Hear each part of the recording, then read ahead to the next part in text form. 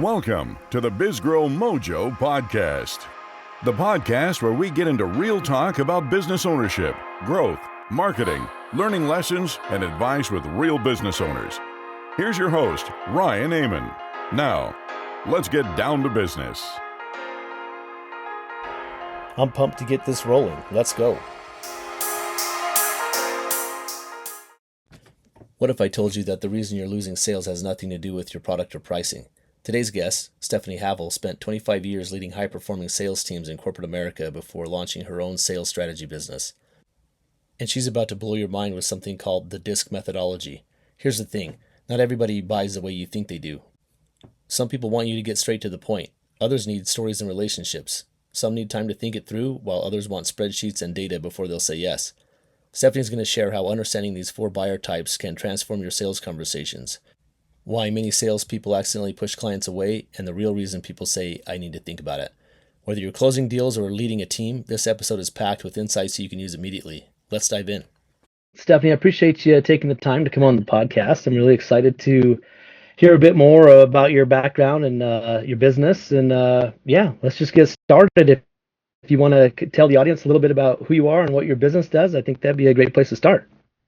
All right, awesome. Yeah, thanks so much for having me on. My name is Stefani Havel, and I'm a sales strategist. And I started the Sales Strategy Network. And basically, what I do is I help entrepreneurs or business owners have more clear, confident sales conversations. So really being able to communicate about your business in a way that really builds relationships, closes more sales, and just helps you strengthen relationships and feel more confident.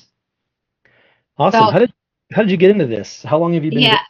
Yeah, thank you. So I was in corporate America for 25 years. I was in mortgage finances primarily was my role, always in leadership sales roles. I actually say I've been selling for 5 decades.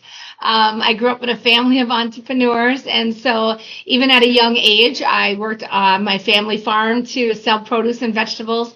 So I've always been selling, but in 2023, I worked for a large corporation, and they did some reorganizations, and I lost my job. And it was just really at that point, Ryan, when I just thought, I worked so hard. I've had 25 years in corporate and leading these high-performing teams and sales, building those relationships, teaching communication. And I just thought, if I'm going to work this hard and do it, I'm just going to do it for my bottom line. So I launched my career right away. There was no going back. It was Stefani 2.0, flip the switch, and there I went. That's awesome. I love that. Yeah, that happens to so many people, and it seems like it's just getting, more and more common. Yes. So was there anything in particular that, made you want to, coach and train people? Did you do a lot of that in your previous background? Excuse me. Yeah. Okay. Yes, that was my primary role. I was always in leadership roles. I was in retail banking early on in my career. And then I've always had different types of leadership roles and management roles inside the corporation. And that's where I really found my sweet spot. And what I teach, some of the primary foundation of my sales training is on the DISC behavior model. And that's basically that we're all wired differently and people communicate differently. And I definitely didn't realize it. So early on in my career, I wasn't aware of it. And then I stumbled on the program, and it changed everything for me because I realized all the people that I were managing didn't all have the same personality style that I didn't all sell the same way that I did. And so when I was trying to motivate my team, or we'd have organizational challenges, or we had sales goals and quotas and things weren't working, I realized okay, not everybody is motivated by the same thing. So that's where I really started understanding the psychology behind people's behavior styles.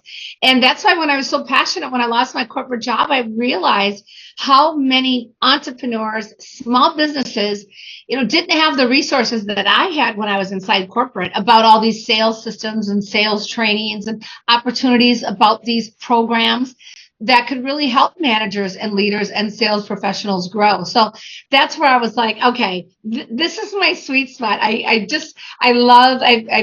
love inspiring, pouring into people and helping them reach their potential and seeing what's possible, and knowing that you don't have to be, I'm very extroverted, very outgoing, but you don't have to have that kind of a personality to be successful at sales. And so when you can learn the psychology of it and how people are wired and people learn differently, you can be super successful. That's awesome. So how does the methods that you do differ from, other sales training programs? And I looked into your background a little bit and was noticing you're mentioning the DISC methodology a lot. Where did that come from? Yeah, so DISC is a psychology-based behavior. It's been around for over 40 years. Some people might be familiar, with other tests like Myers-Briggs or their strength finders. And so the reason why I really like the DISC framework and I leverage it for sales is because it's about the psychology about how people like to communicate. And it really is, everybody buys differently. Everybody perceives information differently. So some of the other programs, they talk about how you are as a person, which really is important. In DISC, we also teach that as how you understand your behavior style, but being able to pick up on those cues about how your client is. And, it's, without getting too deep, we can maybe talk about it a little later, but it's the DISC. And so people are really one of 4 behavior styles. So the D is that dominant driver person. They just want you to get straight and to the point. They don't need a lot of fluff. They don't want to hear all the stories. They don't care about the relationships. Like, let's just get into it. The I person, those are influencers. They're more relational. They love storytelling. They really want to build on relationships. And then the S style, those are more steady, calm. They don't make decisions quickly. They don't like a lot of change. They just, kind of want everything to go along smoothly, or they value support and loyalty. And then the C style is what we call conscientious, and they're very detail focused, very analytic. And so when you understand the behavior model yourself, so for me, I'm a high I influencer. I love telling stories. I love getting relational with people. If I'm selling to somebody who is a high D behavior style, very direct and to the point, that's where what I teach is how you can adapt your behavior style to match them. If I start talking to them and saying, yeah, so, well, tell me a little bit more about how'd you get your business started? They don't care. They don't care. Just get to the point, right? I'll be like, great. Looks like you're looking for some sales training for your team. Tell me what's going on and what we can do to solve it. Just get right to the point with them. And so that's really how I taught my team. I worked primarily in mortgage and finance, is teaching them that when they're on the phone with the client, listen for those different cues right from the beginning, from the way they say hello and they begin the transaction. When you understand DISC, you will be able to identify their buying style. There's even ways you can tell by their LinkedIn profile, looking at their picture. I talked to the client the other day, and he's an owner of a company that's doing 20 million plus in revenue, and he's got dark sunglasses on in his picture. I'm like, okay, this guy's a high D, right, direct to the point, no nonsense. So just by reading his profile, looking at his picture, I couldn't already know how I was going to lead that sales call. And I was pretty spot on. He just told me, hey, my sales team, we got lack of focus, business is down. Here's why they want to grow. What do you got? Great. All right, let's dive right into it. He didn't care about what my background was or, how many, who else I got working for. He just get right to the point, give me the results and the outcome, and let's go. So that's really what is the foundation of my training. And there's also, because I've worked in corporate, I understand systems and processes. Some of the things I do are like a diagnostic test. Like I will listen in. I can either, virtually or in person, is listen into that sales call and just see how that interaction is with the salesperson and then the client. And also giving them some pointers like, okay, did you hear when the client said, do you have any research or data or what backs that up? Ding, ding, ding. That's a C style.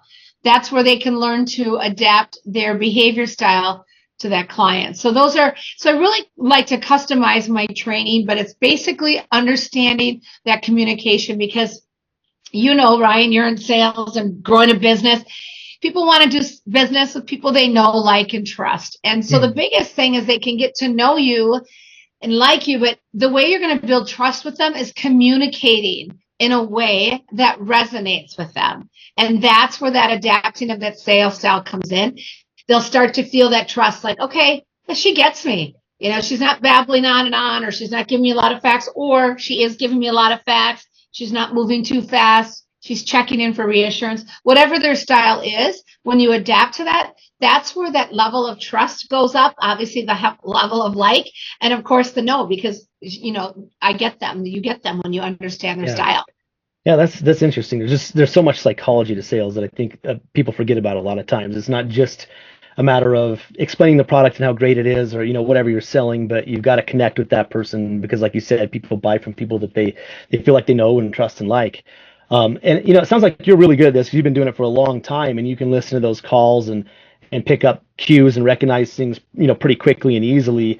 But what about somebody you're training? What are some of the things you do to help them more easily pick up on things quickly? Like, say somebody's going into a sales call with somebody they haven't really had a chance to, do a lot of background research on, or, something along those lines. What are some of the ways that you work with your people that you're training to help pick up on those cues quickly to adjust their sales strategy and style? Yeah, well, and great question, Ryan. And that's probably one of the number one questions that I hear from most people that are looking to hire somebody, to support their team or themselves in sales.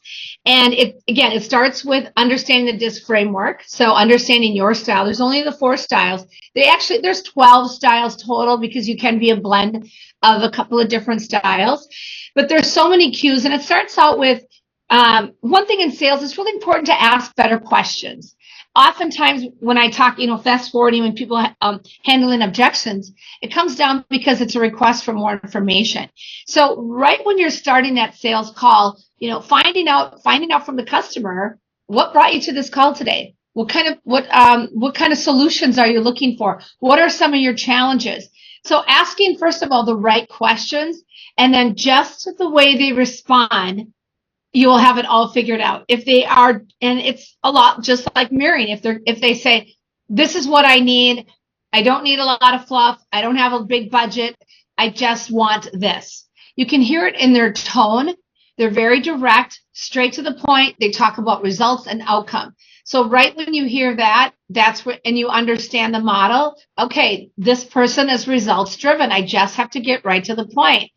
If they say, yeah, well, I've talked to some other people, and, I just really, they start talking relationships and stories, or they want to get to know you on a more personal level, that's that influencer style. So that's where, if you're a high D and you type to get right to the point, you're going to need to soften it up a little bit.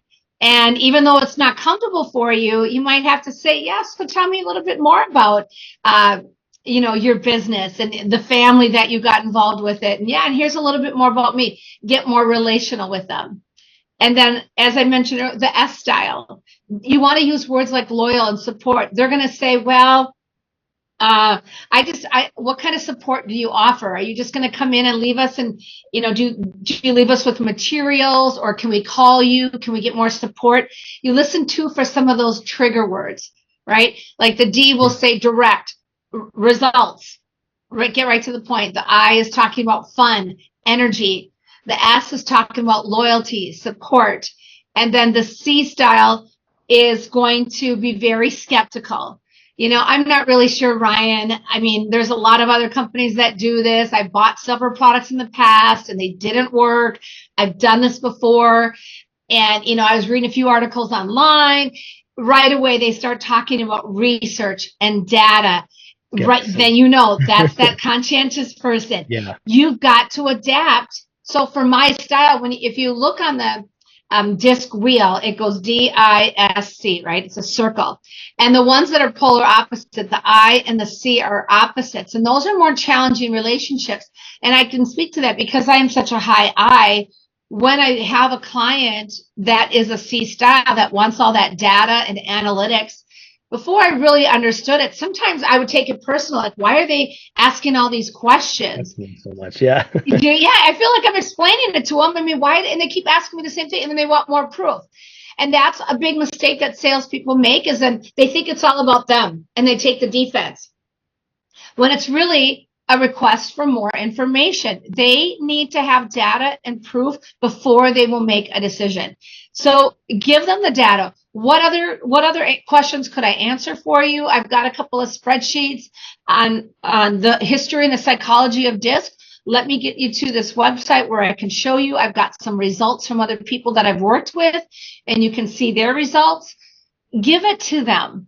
Right. I had a realtor that I was working with and coaching with, and we were going through his client and his database, and he had recently lost a really big investor client, and he was really frustrated. And that's why he came to me. He said, I'm losing more business. I don't understand what's going on. And this particular client, so he was a very high influencer story, always having fun, joking around, and a little bit of a D style, really direct to the point. Well, this client asked him, he said, well, I want to see the comps. I want to know I want to compare the square footages and the pricing. And the realtor was like, don't worry about it. I got all that figured. I already did all the research. You don't need to know any of that. I have it all figured out. Great. That was for him. The client. Yeah, for one style. Yeah. The client wanted that information. I said, so I just point blank, I said, why didn't you give him the information? Why did you feel the need not to share it with him? He said, well, it was a lot of stuff and it was a lot of data and a lot of work. Great. Excuse me. But that's what the client wanted. That's what the client needed to feel secure and confident in their decision. Yeah. Where it wasn't important to him, it was important to the client. And that's where when a big thing in sales that I teach about sales strategy is, excuse me, something in my throat, is people don't always buy the way we think. Not everybody's wired like us. And we have to understand that people like to buy and make decisions differently than us. And that's where a lot of salespeople will just go into a sale or conversation with their own style, not considering and not being aware and not I call it like reading the room. That's that emotional intelligence, picking up on those cues as to maybe why they're not responding to us, why they're not buying, why they're objecting, that I have to think about it. Let me talk to my spouse, all of those. It's probably because we didn't connect with them in a way that resonated, that they felt confident in making a decision. Yeah, that's interesting. So how would you apply that to, maybe somebody speaking in front of a room of, a mix of styles, or, maybe a husband-wife team or a board of directors or, something along that where there's going to be that mix? Is there a way that you teach people to kind of, blend your pitch, I guess, to kind of accommodate all those, or, what's your advice in that? Yeah, that's a great question. It's even like if you're a sales leader listening to this and you have a team, it's what I learned is in your presentation, in your agendas, you really have to hit all four.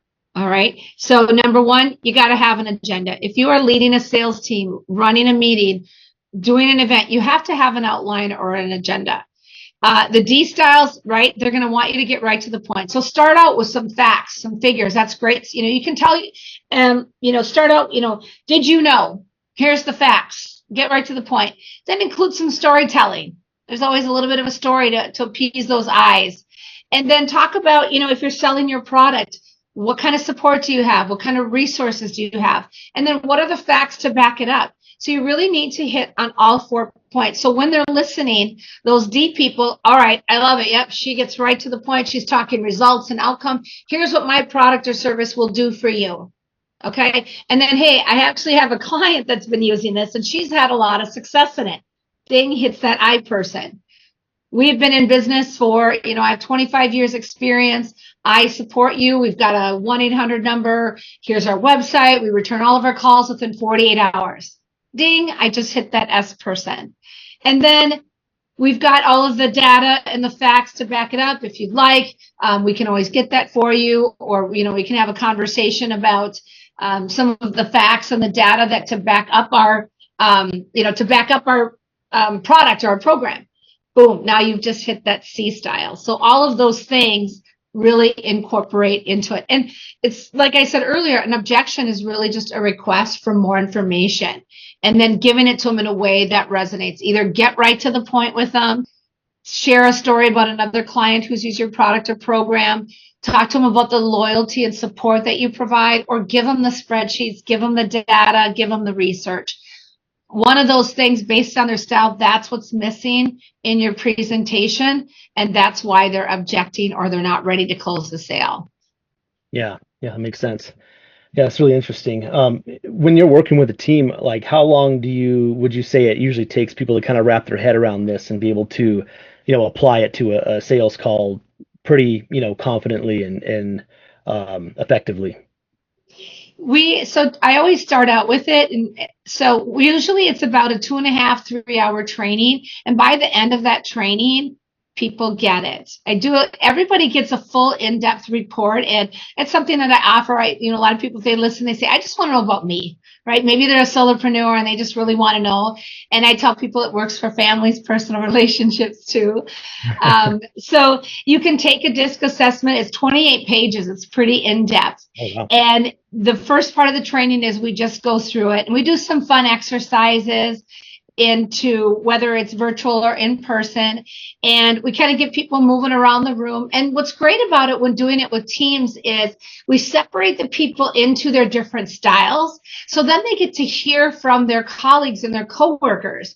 So when I was in corporate America, I taught this, over 1,000 different teams, different sales teams, operations teams, tech teams, senior leadership, all different. But when they would see, okay, I can see Ryan, he's over there in the D corner, Stephanie's over here in the I corner. And then I have them share, when you are in a meeting or when you're being sold to, what are some things that are important to you? And every style will tell you, believes that they're the best style. First of all, every style thinks that they're the right way to sell and buy. And so it's really fun. It's interactive when they start seeing other people on their team. And then they can even say, okay, yep, that sounds like my husband. That sounds like my wife. Or, oh gosh, my kids, these are my kids. So people will pick up on it very quickly because they start to see other people. They're like, yeah, now I get it. Why Mary never talks in meetings. She's a high C. She wants to think things through. And as a leader, when you can start to see your employee styles, that's too how you're going to have those better one-on-ones. That's how I was able to elevate my team.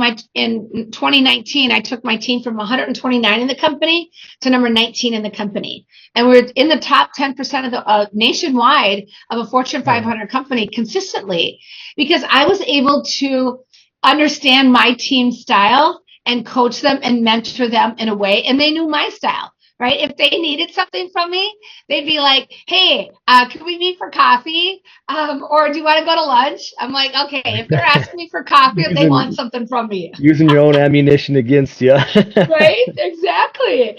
But some of them, some of my high C salespeople, which people in a high C role aren't always typical salespeople.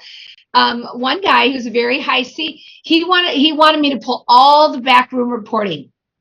Some reporting that he didn't have available to him, but he wanted to know where everybody on the team stood. He was making X amount of calls, X amount of appointments, applications, fundings, pull through. Every time we met, he said, where's everybody else at? I want to know where everybody, and I was like, that was a light bulb moment for me as a leader. I was like, okay, this is how I'm going to motivate him. Because he was always, leading the team. And so I started pulling data and research from teams outside of our area in other states across the country. And I said, yeah, well, look what Joe over in Wisconsin is doing. What? How's he doing that? That's what motivated him, is because he wanted to be number one. And so I kept pushing him, but he needed the data. He wanted to see how many other calls, applications, volume, everything that other people were doing that were ahead of him. Now, some of my other team members, they could care less. They're like, what events do we have going on? What else can we do? What can I create a seminar? So when you can learn what other people's styles are, and so that's the first thing we do in a training session, and it's a lot of fun. You get your own assessment. We do some highlighting, really kind of get to know it, and people will pick up on it. I mean, if I were to ask you based on what I've said, Brian, how would you describe your behavior style? Which one of the four would you say that you are? Gosh, it's hard to say. I think I definitely have some of the skepticism, but I don't always go off that. So I don't know. I think I'm probably a combination of at least a couple of those. Right. And how do you make decisions? Are you typically, do you like make decisions quickly? Do you need facts or things to back it up, or do you kind of just I know what mean, you want? I definitely need to have some backup. I want to see some proof. And I do want to have a little bit of time to think things through. Actually, I've done some sales coaching with the guy, and that was something that he pointed out is like, you're very different than most people I've worked with. And he's like, I don't usually even bother trying to work with somebody that like he can't, get an answer out of on the spot, essentially. And I'm like, no, I'm not going to give you an answer on the spot. I'm going to do some due diligence. And if that takes me out of the running, so be it. But I'm not going to give you an answer today because I'm not going to let you sell me without doing my due diligence, So, Right. yeah, And so that's a good point with the client. Then that you could say, all right, on a scale of 1 to 10, then where are you in the buy? Where are you on a scale of 1 to 10? Somebody that's yeah, more your skeptical style might be like, well, I'm at a 6. yeah, Well, what would it take for us to get you to a level 10? You might hmm say, I got to do my research. Great. What else? What other data can I? And instead of getting upset, yeah, great, Ryan. What else would you like to see? I can pull up some charts. I can pull up other client testimonials. What would it take for me, for you to be at level 10 to make a decision? And it just takes the pressure off. Great, thank you. yeah, Yeah, this is exactly. what I would like to see. So, and that's one thing I ask people is think about. One of the questions I ask is think about yourself. When was the last time you made a major purchase? Maybe bought a car or TV or something with a little bit more money tied to it. Did you walk into that store or online knowing like I don't really care how much it costs, I just want to buy it, I just want it? Or did you do like a cost comparison? Like I had to buy a computer recently. I didn't compare to like 5 other computers. I'm like, okay, you know what? I like this one. It has a touch screen, has a really pretty cool color on it. It's in my price range. I just bought it. Just bought it. Mhm. That's how Yeah, I buy. So that's so many one thing different that, styles. yeah, how people can really start to understand, like you said, how do they identify it in other people? Is it really comes down to self-awareness, understanding, like you said, how do you like to buy? You're skeptical. Okay, so when other people are like that, you're probably thinking, okay, yeah, this guy or this gal, she's probably like me. She Yeah, likes to yeah, think things through. exactly. I get that. I think so many people let that be like a roadblock. Like you said, they just want to increase the pressure instead of adapting to the style and saying, okay, well, what is it that I need to give this person that will make them feel comfortable? They hit that block because it's a different style than them, and they're just like, I don't know what to do. Now I'm frustrated, and they don't know how to move forward, so it just blows it apart. Yeah, and even on the flip side, people like yourself who are more analytical sometimes are surprised at people like me, like the high I or D style, because they'll be like, "Yeah, it doesn't matter. Just give me the Let's price, send me go. the invoice, and I'll go." And they're like, "Well, wait a minute. Don't you want to know about this and that?" I was so No, prepared to tell you about it. Yeah, yeah, and exactly. just keep throwing it, keep talking and talking. And the girl on the other line's like, "Okay, enough. I gotta go. Call me later." Then, and then they're like, "Oh, I thought Yeah, it was going yeah, so well." It's because they didn't need all that. You yep, And that's where it comes back to. You can't always sell the way that you like to be sold to, right? Understand that, but then being able to adapt to other people. yeah, yeah, exactly. Well, it sounds really useful to like really understand the disc methodology, and it reminds me of I can't remember what it's called now, but like the color profiles that people are, the red, white, and blue and yellow and all that. Reminds me a Yes. lot of that. It seems like this would be really useful even in like writing sales copy. Something that comes to mind is, do you feel like this information is really useful to know for like professional service-based businesses like lawyers, doctors, accountants? I know there seems to be a lot of reluctancy for a lot of professional service providers like that to really want to sell themselves. They want their work to speak for themselves because it seems like they've kind of been trained in their line of work to not be overly promotional about themselves. Do you see any of that? Have you worked with people like that, and do you feel like this method works well to kind of help overcome that for those type of industries and practitioners? Oh yeah, absolutely. Because it's really just it's human psychology, it's human behavior, and I do get sometimes the resistance. People be like, "Well, I don't like to pigeonhole myself into one way," and I'm a blend. Yes, I'm a blend of these two styles. Of course, you actually are a blend of all 4 styles, and it's not about pigeonholing you into one way. But it's just really understanding, going back to what I said kind of in the beginning, is what resonates with you? How do you respond? How do you, and I also teach emotional intelligence as well. And that's where the DISC and the emotional intelligence really work together. I like to teach them both together, is because you're just understanding people's human behavior. And I'm sure attorneys, they probably do coach when people got to be on the stand, right? Like the attorney's going to come at you hard for this.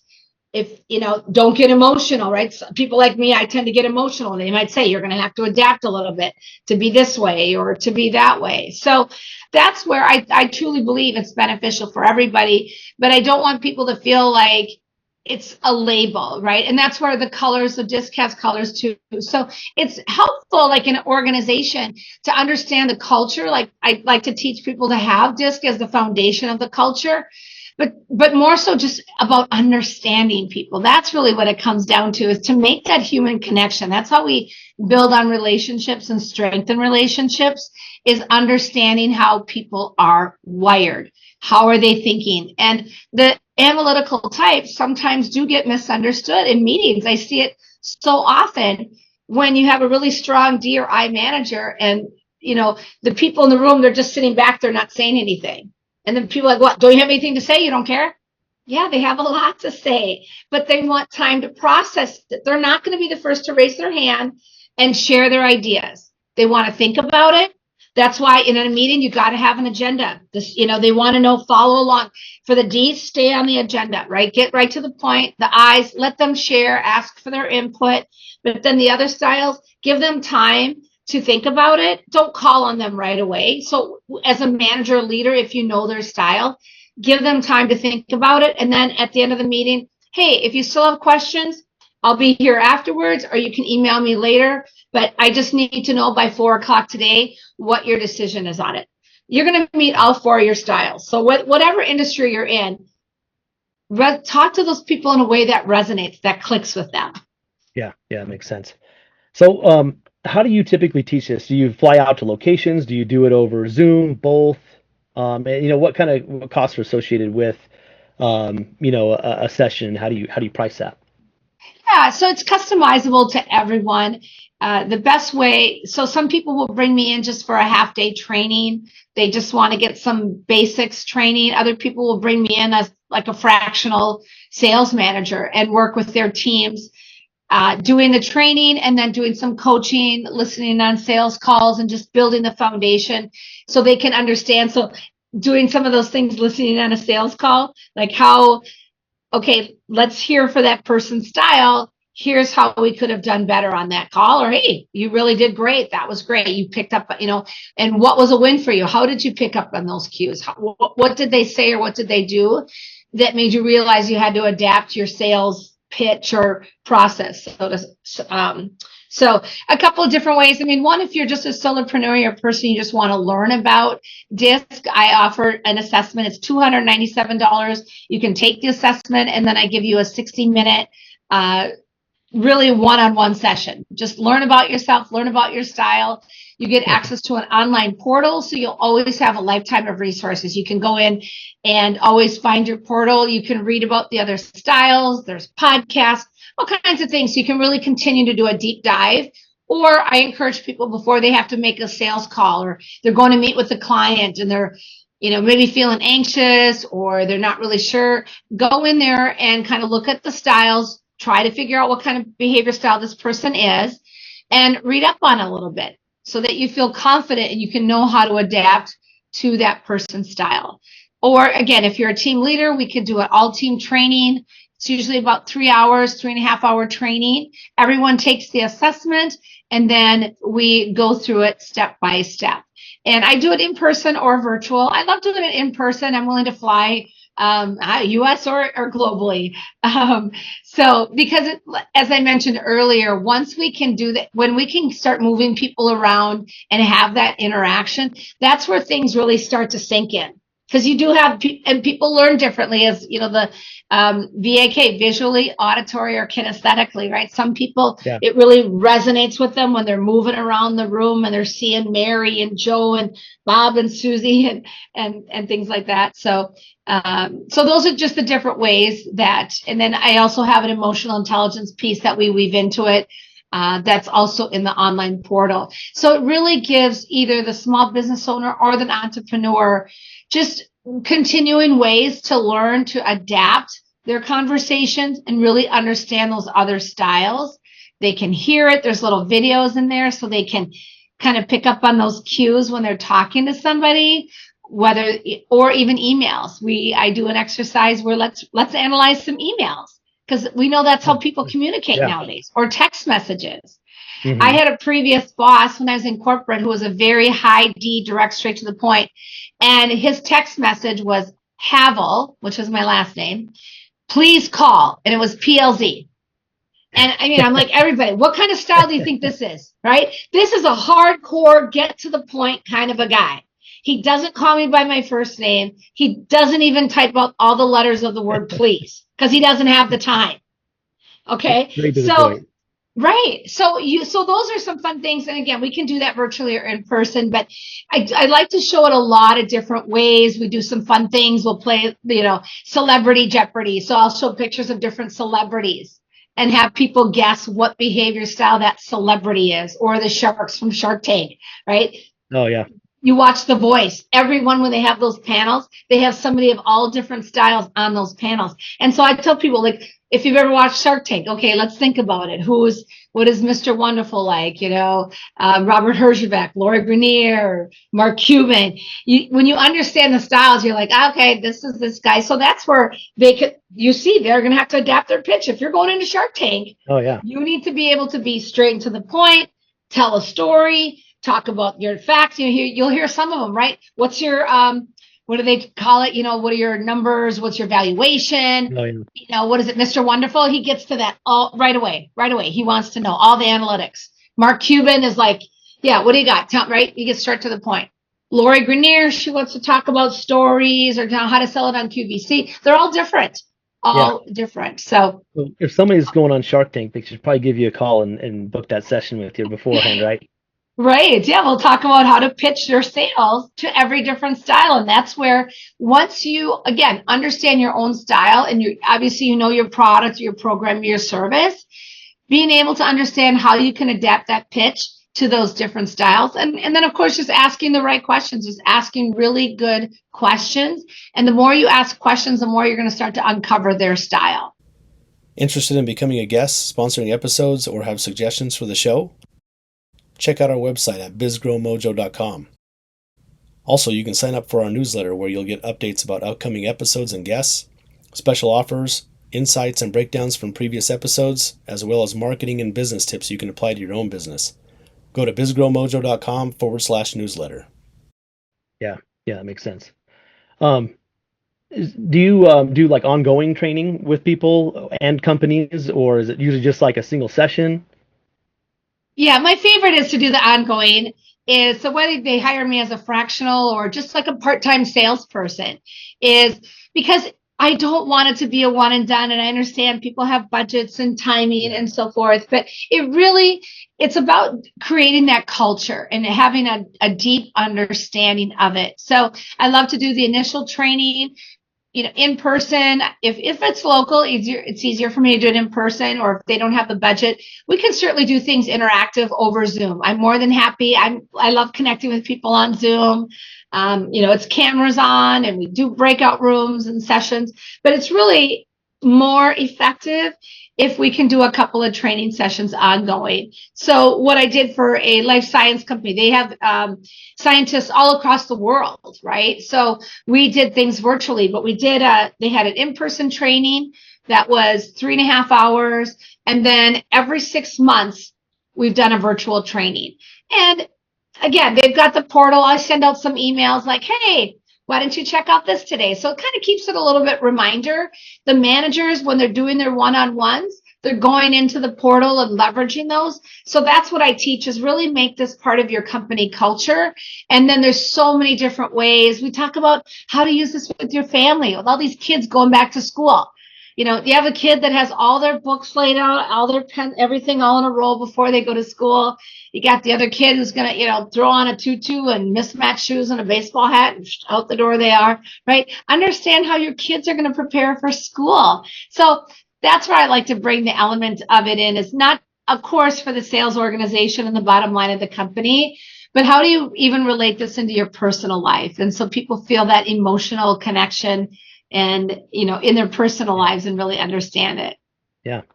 That sounds like a really good system, and it sounds like your, entry level offerings are affordable. There's no reason why, somebody couldn't do this. Tell me a little bit more about just like your business. What are some of the challenges you face getting this off the ground, and what's kind of helped you overcome some of those things? Yeah, good question. When I was in corporate, that's really all I knew for 25 years, was the corporate way. And what I didn't realize is how many people, entrepreneurs and small businesses, didn't have access to all the tools and knowledge that I did. Because it was just, what I did and what I know, I thought, well, everybody's got a sales training program. And so I didn't, in my own mind, I didn't think as many people needed it, if that makes sense, right? I don't think as many people would need it as much as they really do. Or what I found is a lot of business owners and sales professionals really love their product. They're really great at talking about their product or their service or their program, but they don't like selling it. One of the biggest things I hear is, I don't want to be pushy. I don't want to be cringy. One of my clients, probably one of my most favorite success stories, is for 15 years, she's owned a moving company. And she primarily works in that senior transition space. And she would talk to people, families that had to move mom or dad or somebody into an assisted living space. Well, of course, they needed help from moving. But she said, I talk to them and then some other company swoops in and does it for them cheaper, and I lose out every time. And I can't afford to do it any cheaper. I don't want to put pressure on these people because they're already kind of in a tough spot, having to move their loved one. And so we talked about it. Now she's an S behavior style, so she doesn't like a lot of change. She doesn't like pressure. And so we really understood, taught her understanding buying styles, how to ask the right questions, like asking the clients, the family, what's important to you? Mm-hmm. It's just what I was thinking. Yeah. Not one of them has ever said price. I shouldn't say, like in the first 3 months, not one, when she started changing up her questioning and understanding their styles, none of them ever, the conversation of price never came up. It was, I need to get this done in 2 weeks. Mom's getting let go from the hospital and she can't go back home. Can you get this done in 2 weeks? Or mom wants to take her dresser and her favorite chair that she got from her mom, and we don't know if it's going to fit. Great. She offers floor planning services. So Yeah. everything that these clients needed, she had to offer, but she didn't know what was important to them or what they needed. She was just going in, giving her presentation. She's very nice, professional, everything. And then she'd be like, okay. Now, when she started understanding sales, and it wasn't about throwing up, it was finding out what was important to them and then offering what she has that's going to fit their need. And so that's where I guess it was really an eye-opener for me, because for me, I've been ingrained in sales. I've been doing it for 5 decades. I love sales. It's in my blood. And I had to do a check too, right? Just like I said, not everybody likes to be sold the way you do. I realized that, okay, not everybody feels the same way about sales that I do. And so that's really what fuels my passion for my business, why I wanted to start my business, and what keeps me going. And then just, of course, there's challenges, of course, of starting a new business and, getting people to trust me. They don't know me. One of the things when I was in corporate, I just read something today about trying to tell people who I am and what I do. I was so attached to, I work for XYZ Bank. I'm a senior leader in the sales and mortgage division. That was my title. That's what it was. Now it's like, who are you? So what is excitement that you do? It's funny. I've heard other entrepreneurs say very similar things that, once they left that corporate world, it's like, I've got to relearn who I am and, how I tell people that, I guess. Yeah. And so that's where, if it was a challenge, like when you ask, like, as far as challenges, is really getting people to understand what it is that I do and getting to companies and how I can help them, how I can solve for the problems, whether it's, team, like collaboration and teams that have been reorganized, corporate changes, even small companies that are growing or reorganizing. DISC is very good just for sales and operations. right? I work with a lot of manufacturing teams where you've got the sales and then you got the operations, and they're not getting along. So that's where also my training is really useful. And I experienced that in mortgage. I ran the sales team, the operations team. We were constantly battling. And when I would ask the operations manager, can I come into one of your meetings? And it changed everything when I started understanding, when I would explain to the operations team how my sales team's personalities are, and explain to my sales team how the operations team worked. And then we were able to do some alignments, like, could we set this person up, this salesperson up with this operations person? And we started developing little teams based on behavior styles. It was golden. Changed everything. Yeah, that makes sense. That's how we skyrocketed our performance. And other managers and people were like, man, how do you guys get along with them so well?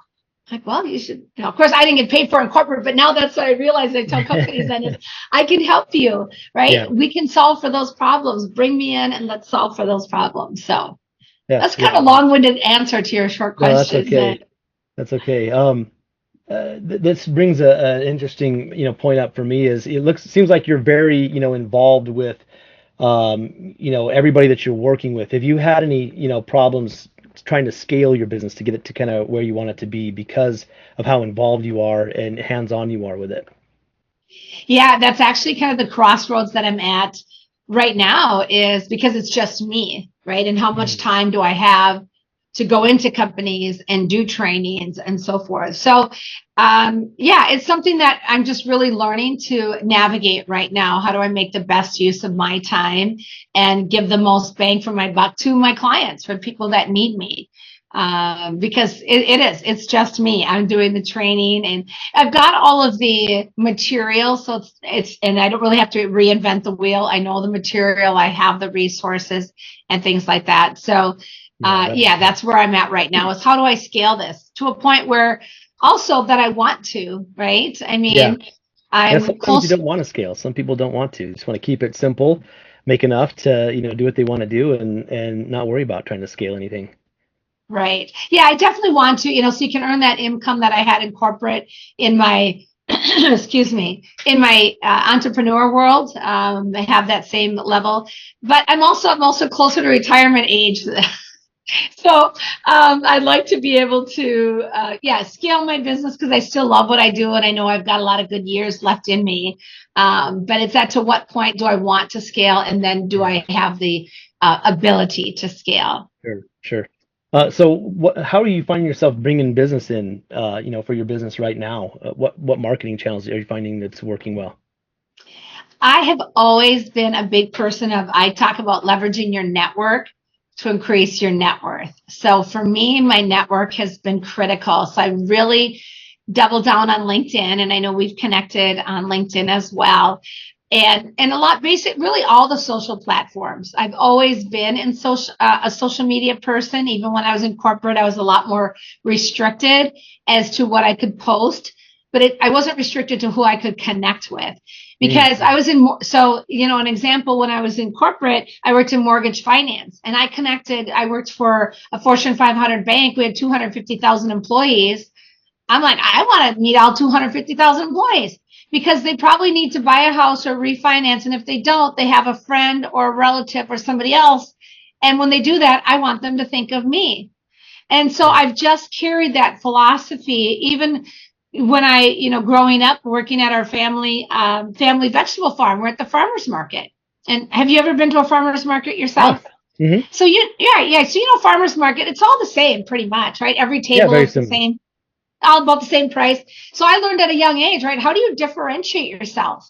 And I learned that from my grandfather's Italian immigrant. Is, we had some different products, the way we sold garlic, and then we would braid garlic. So we got to be known for our braids of garlic. So people come get their garlic, and then they'd buy their cucumbers and their peppers and their tomatoes from us, right? And then they would just keep coming back, and then they tell their family and friends about us. So that's where, to me, if you can build up a referral of your network. And I hear it from a lot of people. Well, I'm in, manufacturing or parts, and my family they don't even know it. They won't even get it. Okay. But if you teach them to talk about your business in a way that they could understand, maybe the next time they're at their work Christmas party, and now their brother-in-law's friend or their coworkers brother is starting this business in manufacturing, and guess what? They need your resource. Like, oh my gosh, wait a minute! I was just talking to my brother-in-law. I think You know somebody. yeah, right. And it's amazing how that can really organically grow your business. So, but I believe that's what LinkedIn does, is gives you a platform. I like to do a lot of video posting, and I do some fun content. I just tell people, it's not about necessarily what I had for breakfast, but just little glimpses into my personal life. So so they get to know you and they like you, and share some struggles, right? It's not always about the win. I have struggles too, going from corporate to I've had an assistant for 25 years. All of a sudden I'm like, oh, I'm the assistant. I'm the marketing department. I'm the compliance department. I'm the accounting department. I'm everything. Right. But again, leveraging my network and support and telling those people what I do. Hey, great. You're an accountant, and guess what? Do you think my accountant has clients that need help with their sales? Yeah. So now my accountant is able to refer me people. My financial advisor. Do you think they have clients, their business is down and they're not selling, and their clients are kind of, complaining because they got to take more money out of their assets because their business isn't growing? Well, hey, or I just saw this gal on LinkedIn. I just got a referral the other day from something like that. So but people don't always think outside the box like that. They just think that why this person, Ryan, he does podcasts. Why he wouldn't have any need for something in manufacturing? You don't know. You just don't know what you don't know. Yeah, exactly. Well, that brings me to a really interesting point, talking about your network. How did you manage to build your network as big as it is? I noticed you've got I think it was around 20,000 followers on LinkedIn. You've got, decent sized following on other networks as well. How did you get it to that point? Was it just reaching out to a lot of people? Was it from posting content? And how long have you, kind of had a sizable network like that? Yeah. Well, I think I always say, I think I was probably one of the first people to join LinkedIn. And I remember years ago when I was in mortgage and I was struggling, the market in 2008 had hit really hard. And I went to this networking event, and there was these guys who were like, yeah, there's this new platform called LinkedIn, and we think it's going to grow. We think it's going to be a really big thing. And so I was like, okay, cool. Like, this was really, after MySpace, it was kind of like the newest way to connect with people in a professional way. So I just started, and everybody has their different philosophies on it. For me, again, when I worked in corporate, I just want to connect with everybody that worked with me. I connected with people that worked in credit card services down in North Carolina. I didn't care, right? Because we work for the same company. We have the same goals or, ideas, or we're experiencing the same things.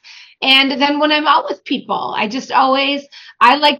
so not only just connecting with people that are in your industry, but also being intentional. I do like to check out people's comments, and I will make a comment like, congratulations, and not just congratulations, but hey, congratulations on launching your podcast. Hey, congratulations on your promotion. Congratulations on your retirement.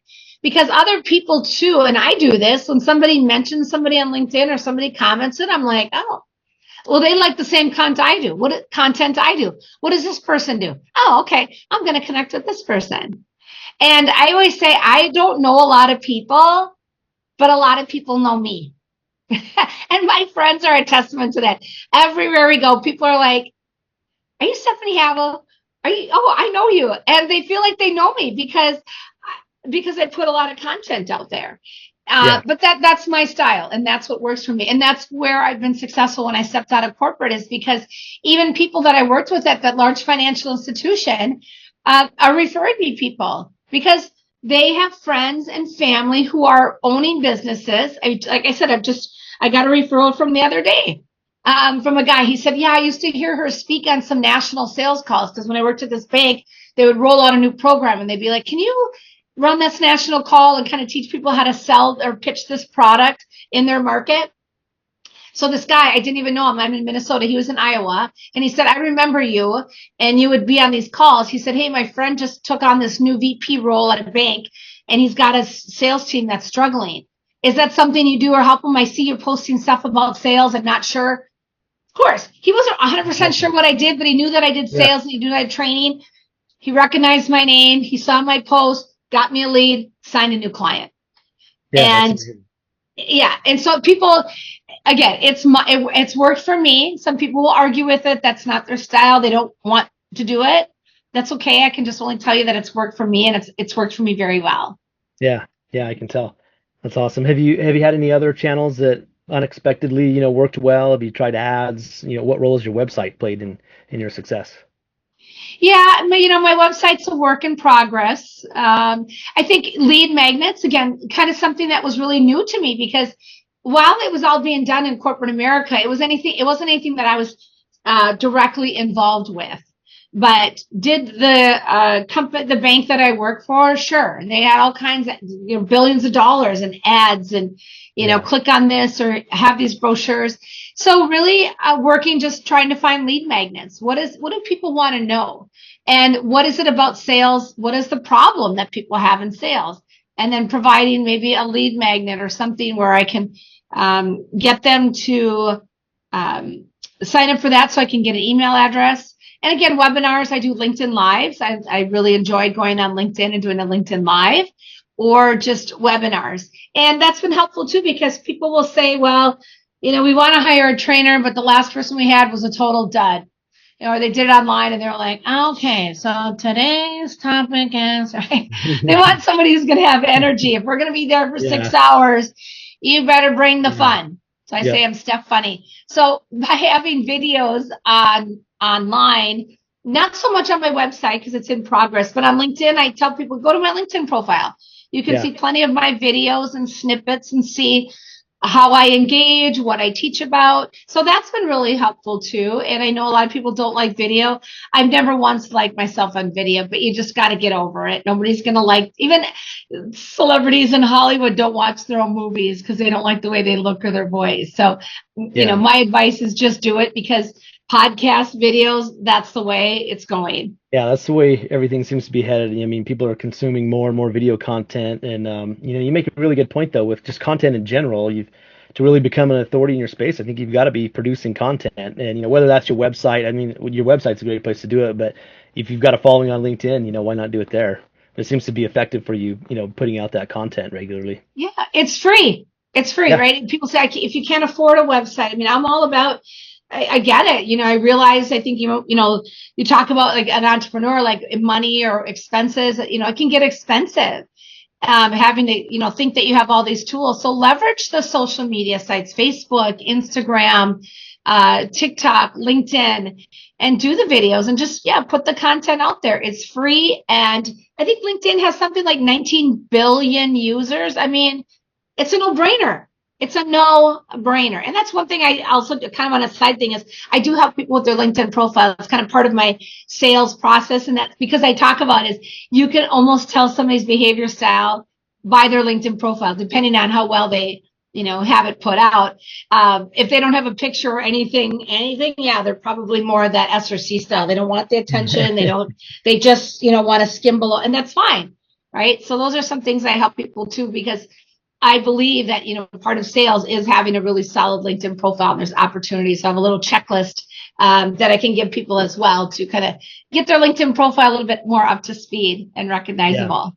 Yeah, so important to just have that social presence. If, for nothing else, just to, act as a digital business card that people can look at and see that you're who you say you are and that sort of thing. Yeah. Let's talk a little bit about just, how being a business owner has impacted your life. How would you say that, running and owning your business has changed your life? Oh gosh, in so many ways. One, I think just I really have enjoyed the freedom and the fun of being able to do it in a way that works for me. So I flourished in corporate America. I had a great run at it. And if I wouldn't have lost my job, if they wouldn't have like reorganized, I'd probably still be there, right? But but when I was in corporate and I did all this sales training, there was a lot of, I don't know how to say it really. Like, I was in a box, right? Yeah. I mean, sometimes I would do my sales training like, oh, you can't quite say that, or, oh, you can't do it that way. Or even on our social media sites, we're very, very restricted. We can only post articles that they approved. And if I wanted to post a picture of me volunteering with my team. I had to get the picture approved, and it would, a month later, I'm like, okay, this is pointless. I volunteered a month ago, and I'm finally able to post it. So I love it that it's been given me the freedom to be able to train and teach people about sales in a way that's authentic to me. Yeah. Right. That I can share my enthusiasm, my fun. I can share my stories. It doesn't have to be this cookie cutter way, which works. I mean, this bank was very successful, but there's other ways to sell. And so that's what owning my own business has given me, that opportunity to take my 25 years. I tell stories, selling on the farm. My mom owned a beauty salon, selling the beauty salon. I can tell all my stories now of different places I worked at, and help people sell in a way that feels, that resonates with them, that feels authentic and true to them. And the freedom that it's given me with my time. And during COVID, mortgage rates dropped significantly. And I was probably working 80 hours a week. I always started my day, but I still do start my day going to the gym. I come home, I'm in my gym clothes, and it'd be 10 o'clock at night, and I'm still in my gym clothes. And I've got crumbs on my desk because I couldn't leave my desk. I was that busy. I had a large team. I was managing, 20 people, sales, helping managing operations teams.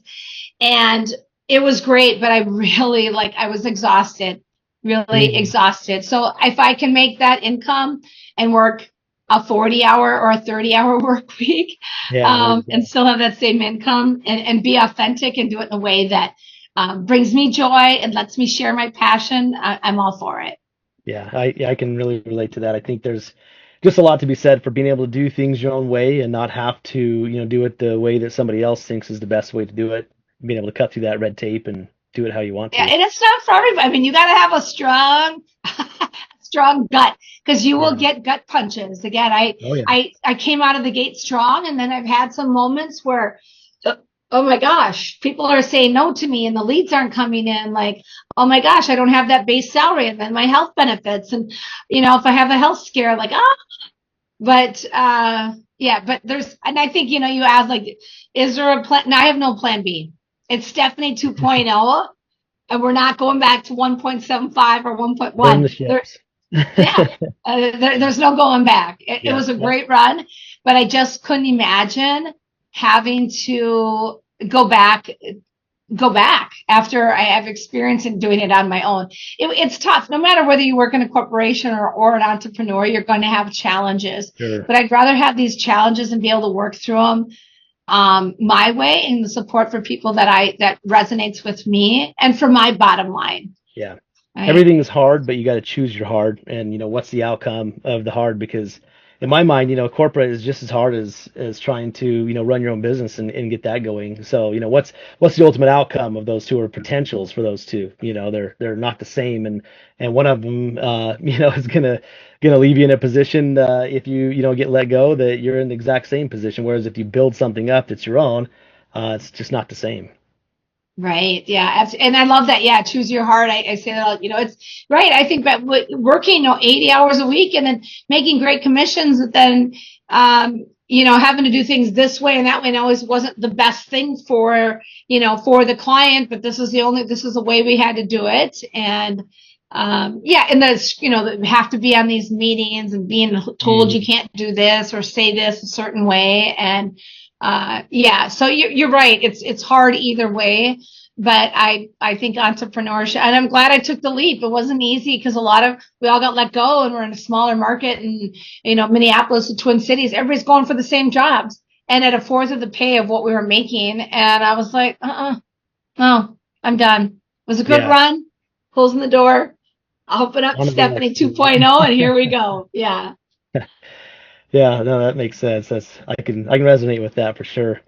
Were you in corporate too, then, you said too? Yeah, I actually worked in an agency for 14 years. Actually, it's only been about 3 months since I left that, and doing my own thing now, and really enjoying the freedom and just the ability to do things how I want to do them now. So congratulations, good for you. Thank you. Feels good to be out too for you as well. It does, absolutely. I mean, there were great things, like you said, about working in the corporate world, but I've had in the back of my head for a while that I kind of wanted to do my own thing and do things a little bit differently, and so here I am. Well, it's Good for been a you. lot of fun, Stephanie. You've answered most of my questions. I do have a couple more I want to ask before we kind of wrap things up here. What would you say like the number one mistake people make in sales is?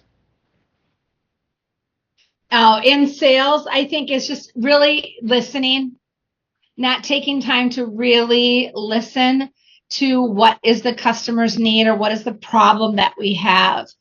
And I still fall guilty of it sometimes. We're so excited about what we have, about our product or our service, and we know that we can help people. We just can't wait to tell everybody about it, and we just want to share everything and tell them everything. Like my client Kathy, right? She knew she had it all, but we got to stop and listen and find out what's important to the client. So you know that you can solve all, you know that what you have is the solution, but you have to hear what the problem is first, so that you can adapt to your solution to their problem. So if you truly believe that what you have to offer is the solution, but let them talk about the problem first. Feel their pain, understand their need, and then you can go into solution. But if you don't listen and take time, and that's why one of the things I teach or questions ask is, what are the three most important things to you? Like my client that owns the moving company. Tell me what are the three most important things to you in this move? A lot of times they'd be like, well, it's hard. We just need to get it done. Okay. What are some other things? Just going deeper, asking deeper questions. Don't just settle for the first answer. Really understand what in their belly is causing them pain and problem. And the more you can do that, you can understand it. Then you can solution for it. And then they're going to be like, oh, thank you. They're going to feel relieved because you're going to be able to figure out, okay, so if I could do this and do this and do this for you, would that be a win? Yeah. Oh my gosh, how did you know all three things that I needed? Because you just told me. But they forget, right? Like you asked them, but they forgot that they told you the three things they need. But if you listen and you can repeat that back to them, know, like, and trust. Now they trust, she gets me. Yeah. She knows exactly what's important to me. So I would say, we don't listen enough. Yeah, no, that makes sense. I think that's very true. It's really easy to, get talking about your product or your service and not hear what, somebody really needs and figure out if you can solve that. Any advice for, listeners that, maybe want to start a similar business to what you do, like some type of sales coaching or other coaching business, something along those lines? What advice would you give them to get started that you wish you would have had? Yeah, well, be a little bit like Ryan. Excuse me.